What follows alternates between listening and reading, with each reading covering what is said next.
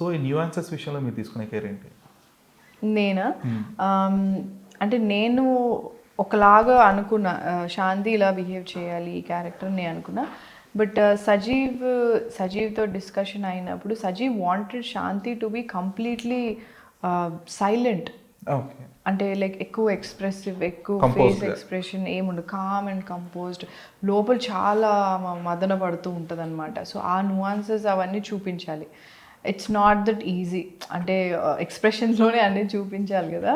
కొంచెం metre up and down అయినా సరే ప్రాబ్లం అవుతుంది, ఓవర్ ద బోర్డ్ అయిపోతుంది. సో సజీవ్ కూడా మనం ఇంకా తక్కువ చేద్దామండి, ఎక్కువ అది మనకు వద్దు ఇదని చెప్పి చాలా మెలో డౌన్ చేసేసారు. And for this character especially you don't need much dialogues to it because otherwise it look artificial, it won't look real.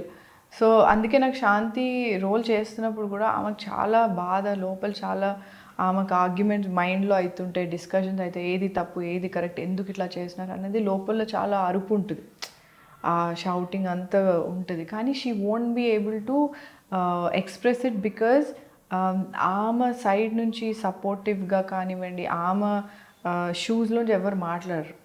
They are all talking వాళ్ళ సిచ్యువేషన్స్ తగ్గట్టు మాట్లాడతారు, సజెషన్స్ ఇస్తారు.